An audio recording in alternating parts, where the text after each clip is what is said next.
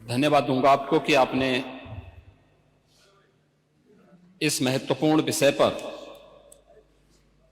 नियम 56 के अंतर्गत इस संक्षिप्त चर्चा के लिए सदन को अवसर दिया है।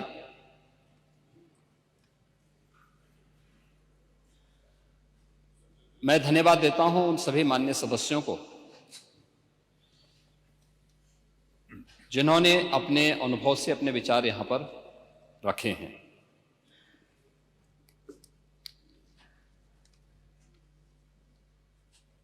हम लोग जब यहां पर मान्यवर इस चर्चा में भाग ले रहे हैं, उस समय प्रयागराज में 56 करोड़ 25 लाख से अधिक श्रद्धालु मां गंगा, मां यमुना और मां सरस्वती की इस त्रिवेणी में आस्था की पावन डुबकी लगा चुके हैं। और जब हम सनातन धर्म के खिलाफ, मां गंगा के खिलाफ, भारत की आस्था के खिलाफ या महाकुंभ के खिलाफ कोई भी अनर्गल प्रलाप करते हैं, कोई झूठा वीडियो दिखाते हैं, तो इन 56 करोड़ लोगों की आस्था के साथ एक खिलवाड़ है, भारत की सनातन आस्था के साथ खिलवाड़ है। और मैं विनम्रता से कहूंगा कि आयोजन किसी पार्टी विशेष का नहीं था, किसी सरकार का नहीं था। मैं तो बार बार इस बात को कहता रहा हूं कि आयोजन समाज का है, सरकार पीछे है। सरकार सहयोग के लिए, अपने उत्तरदायित्वों का निर्वहन करने के लिए एक सेवक के रूप में हम लोग वहां पर हैं, और एक सेवक के रूप में अपने उत्तरदायित्वों का निर्वहन करने की हमारी जिम्मेदारी है। और उस निर्वहन के लिए हम लोग तत्परता के साथ अपनी जिम्मेदारियों का निर्वहन करेंगे, क्योंकि हमें अपनी जिम्मेदारियों का एहसास है। हमें भारत की सनातन परंपराओं के प्रति अगाध श्रद्धा का भाव है, और उन श्रद्धाओं को सम्मान देना वो हमारा दायित्व है। और ये हमारा सौभाग्य है कि इस सदी के इस महाकुंभ के साथ हमारी सरकार को जुड़ने का अवसर प्राप्त हुआ, और आयोजन के प्रति तमाम अफवाहों, तमाम प्रकार का दुष्प्रचार को दरकिनार करते हुए देश और दुनिया ने इस पूरे आयोजन के साथ सहभागी बनकर के इसे सफलता की एक नई ऊंचाई तक पहुंचाया है।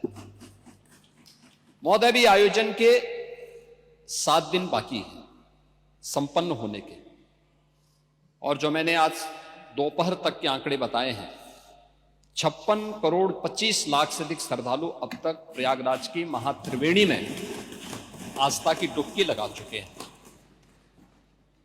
और इसीलिए जब यहां पे हमारे प्रतिपक्ष के जो माननीय सदस्य डॉक्टर आर.के. पटेल जी, श्री संग्राम सिंह यादव जी और श्रीमती आराधना मिश्रा, मोना जी जब अपनी बातों को यहां पे कह रही थी, तो मुझे आपकी बातों को देख करके सचमुच एक तरफ हमें एहसास है अपनी जिम्मेदारियों का, हमारी संवेदनाएं हैं उन सभी के प्रति जो लोग 29 जनवरी के एक स्टैम्पेड के शिकार हुए थे, उन सभी श्रद्धालुजनों के प्रति भी, या प्रयागराज कुंभ के दौरान जो आपने अपनी नोटिस में उल्लेख किया है, सोनभद्र की, अलीगढ़ की या किसी अन्य जगहों पर प्रयागराज महाकुंभ के आयोजन में भाग लेने के लिए या यहां से जाने के लिए जो लोग यहां से प्रयागराज महाकुंभ में महास्नान के बाद वापस जा रहे थे, सड़क दुर्घटना के शिकार हुए हैं, उन सबको हम श्रद्धांजलि देते हैं। हमारी संवेदना उन परिवारजनों के प्रति है। सरकार उनके साथ खड़ी है, हर संभव सरकार उनको मदद भी करेगी, लेकिन इस पे राजनीति करना कितना उचित है, प्रश्न यही है। और इसीलिए मैं आपसे कहना चाहूंगा, जब आप अपनी बात कह रहे थे, मैं धन्यवाद दूंगा माननीय सदस्य श्री मनोज पांडे जी को, जिन्होंने उन अफवाहों की ओर ध्यान भी दिया, कि उल्लेख किया कि काहिरा का वीडियो लेकिन महाकुंभ के साथ जोड़ करके दुष्प्रचार किया जा रहा था, नेपाल का वीडियो महाकुंभ के साथ, झारखंड की किसी घटना को महाकुंभ के साथ, या देश के अंदर के किसी अन्य दुर्घटना को जूसी के साथ जोड़ करके दुष्प्रचार करके अफवाह फैलाने का जो कार्य हो रहा था, कौन लोग थे वो? और इसीलिए मैं कहना चाहूंगा कि बड़ा हसीन है इनकी जवान का जादू, लगा के आग बहारों की बात करते हैं। जिन्होंने रात में चुन चुन के बस्तियों को लूटा, वही नसीबों के मारों की बात करते हैं।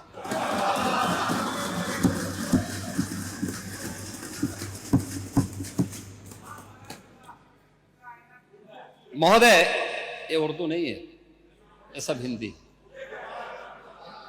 आपको मैं बताना चाहता हूं, आपको मैं एक और बात बताना चाहता हूं, जो अभी नेता प्रतिपक्ष कह रहे थे।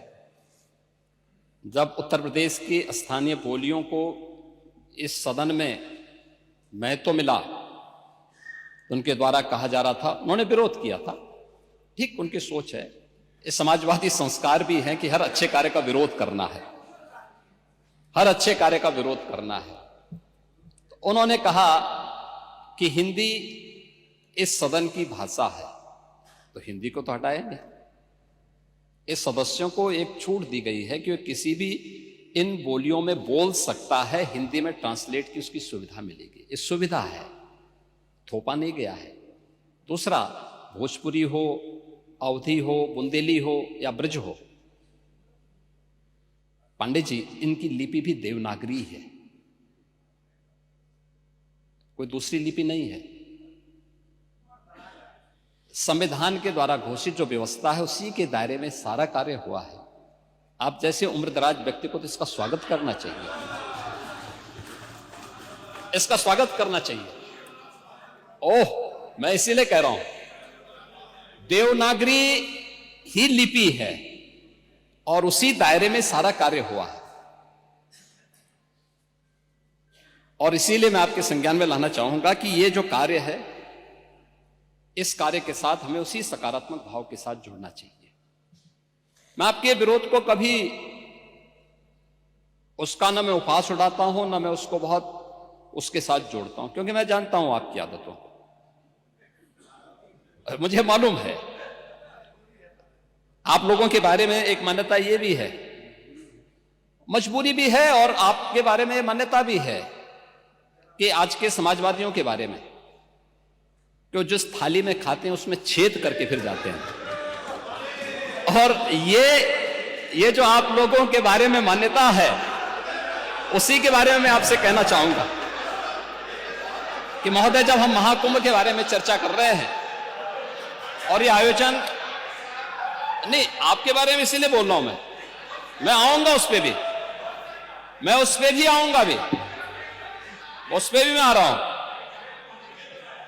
जब एक महाकुंभ का विरोध पहले दिन से कर रहे थे महोदय, मैं एक एक करके इनके बयानों को यहां पे उद्धृत करना चाहूंगा, और पिछले सदन में भी मैं याद दिलाना चाहूंगा, जब हम लोग यहां पे इसी सदन में आए थे तो महाकुंभ पे चर्चा, उस समय महाकुंभ की तैयारियां चल रही थी और चर्चा के लिए एक दिन निश्चित किया गया था।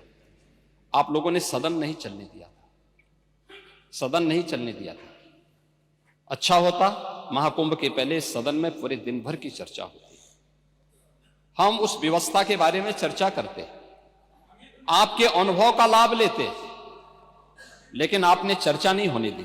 लेकिन पहले दिन से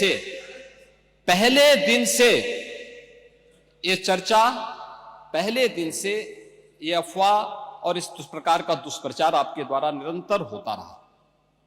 आप याद करिए, समाजवादी पार्टी के राष्ट्रीय अध्यक्ष ने महाकुंभ आयोजन के पहले इस बारे में कहना शुरू किया कि साहब, इतना पैसा और इतना विस्तार देने की आवश्यकता क्या है। उनका बयान कि हमारी सरकार से अपील है कि बहुत सारे बुजुर्ग जो 65 साल से ऊपर और 70 साल से ऊपर के लोग हैं, स्नान नहीं कर पाए। उसके बाद फिर उनके बयान आए, जब शुरू हो गया फिर लगातार अगर समाजवादी पार्टी के सोशल मीडिया हैंडल को देखें, वो आपके संस्कारों के अनुसारी भाषा का प्रयोग भी करते हैं, और जिस प्रकार की भाषा का उसमें प्रयोग किया जाता है, मुझे लगता है किसी भी सभ्य सोसाइटी के लिए वो भाषा कभी शोभा नहीं देगी।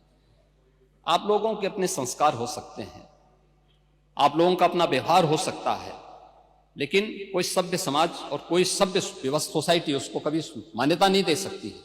लेकिन उसके माध्यम से लगातार दुष्प्रचार किया गया। यही नहीं, यह भी मांग हुई, देखिए आपकी पार्टी के ही नेता, आपके अध्यक्ष ने कहा कि हम मांग करते हैं कि अकबर का किला जो बिल्कुल संगम नोच पर वहां जो वट वृक्ष है उसकी पूजा करते हैं, और सरस्वती नदी भी वहीं से निकलती है। आप देखिए, यानी अक्षय वट को, अक्षय वट का नाम भी उनको नहीं मालूम।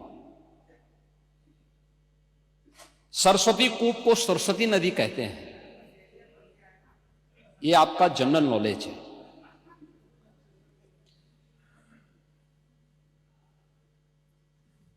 इन्होंने क्या कहा, महाकुंभ कोई शब्द नहीं, क्योंकि महायोजन के लिए बहुत सारा पैसा निकालना था, पैसे की बर्बादी करनी थी, इसलिए नाम भी इन्होंने महायोजन दिया।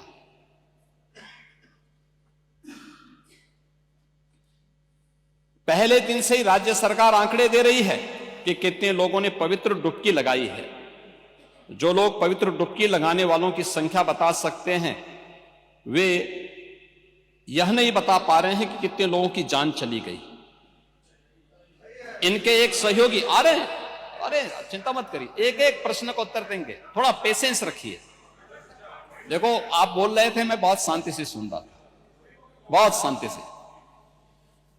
आप ही के एक सहयोगी श्री लालू यादव जी कह रहे हैं, अरे ये सब कुंभ का क्या कोई मतलब है, फालतू का कुंभ है। यानी सनातन धर्म के इस महायोजन को फालतू उनको दिखाई देता है। और इनके एक और सहयोगी उससे भी 2 कदम आगे आकर के कहती हैं कि महाकुंभ मृत्यु कुंभ में बदल गया है। ये क्या है, ये क्या है? मल्लिकार्जुन खड़गे कांग्रेस के नेता अध्यक्ष कहते हैं कुंभ भगदड़ में हजारों लोग मारे गए।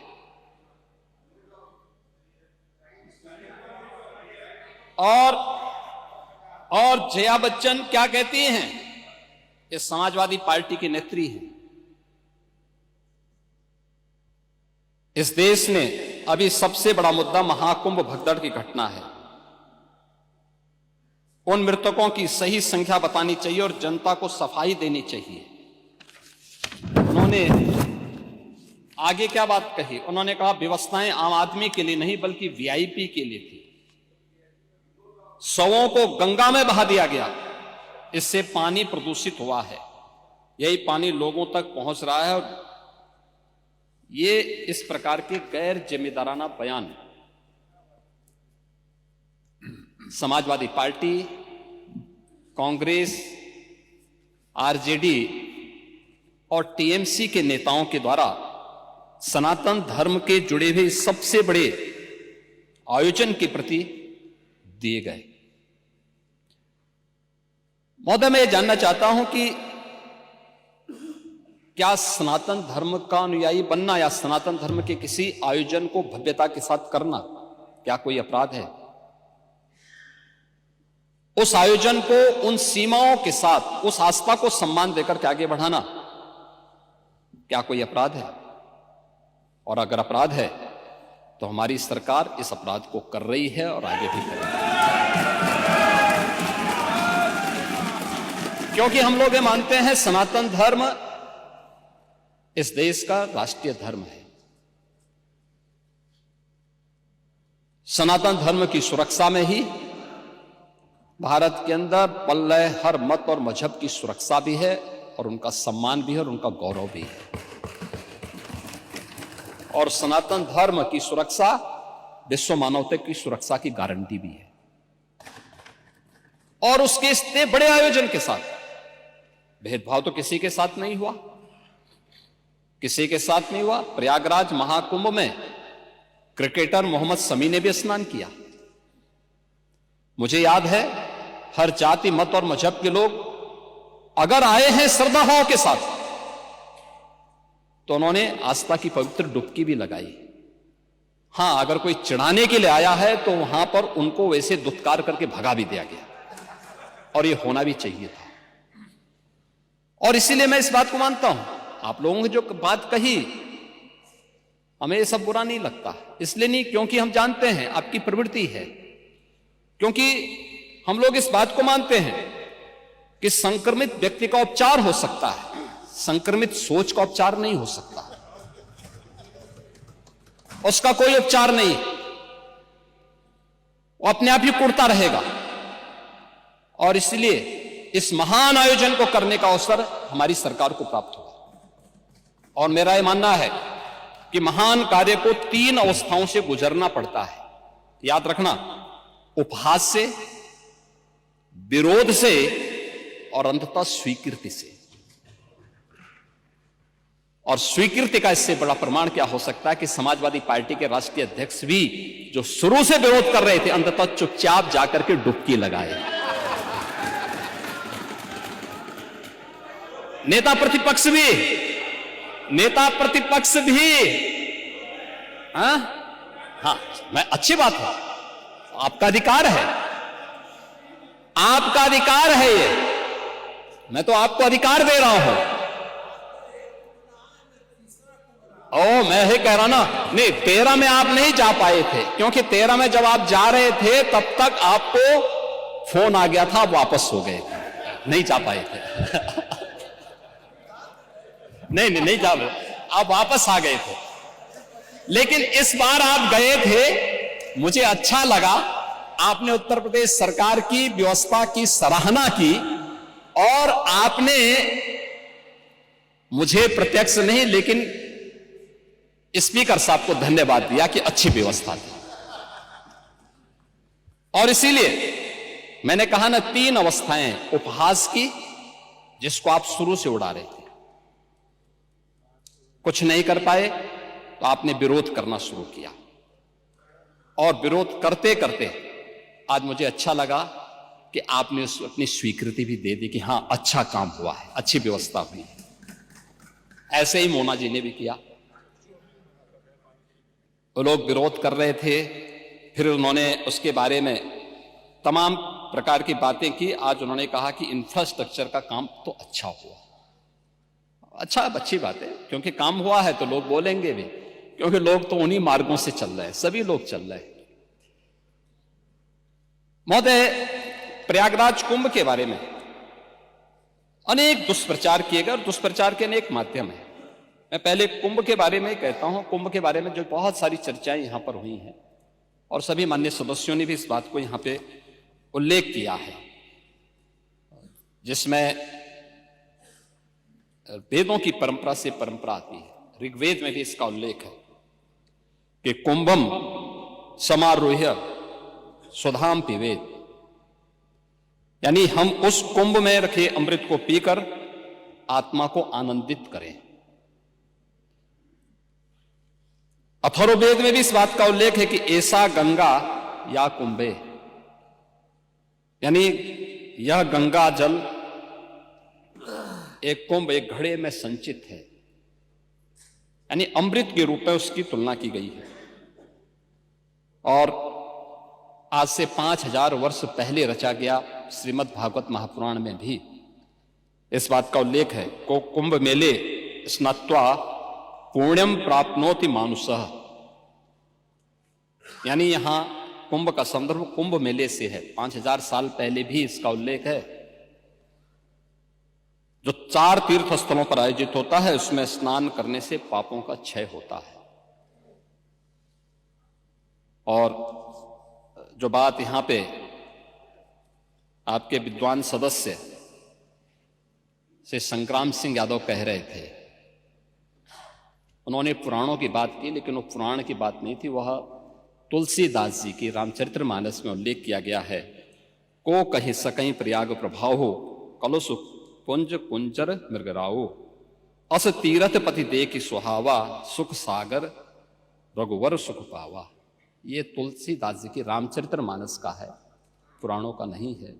पुराणों में संदर्भ है, श्रीमद् भागवत महापुराण का मैंने उल्लेख किया ही, और रामचरितमानस में भी इन बातों का उल्लेख इन भावनाओं के रूप में किया गया है। और हम उत्तर प्रदेश वासियों को खासतौर पर इस पर गौरव की अनुभूति भी करनी चाहिए कि इस बड़े आयोजन के साथ हम सभी को जोड़ने का अवसर प्राप्त हुआ है।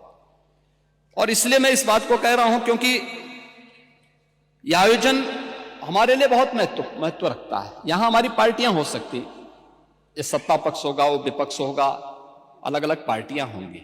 उत्तर प्रदेश से बाहर हम जब जाएंगे तो उत्तर प्रदेश वासी के रूप में लोग हमें हमारी पहचान देते हैं। अच्छा काम करेंगे, सम्मान मिलेगा। एक भी व्यक्ति यहां के नाम पे गलत काम करेगा, यहां की सरकार गलत काम करेगी, तो उसके यहां पर भले ही हम उस गलत काम को कितना भी सपोर्ट करें, लेकिन बाहर जनता हमें नहीं बख्शने वाली है, इस बात को रखना। और 2017 के पहले उत्तर प्रदेश के अंदर की छवि यही थी। जी न्यूज़।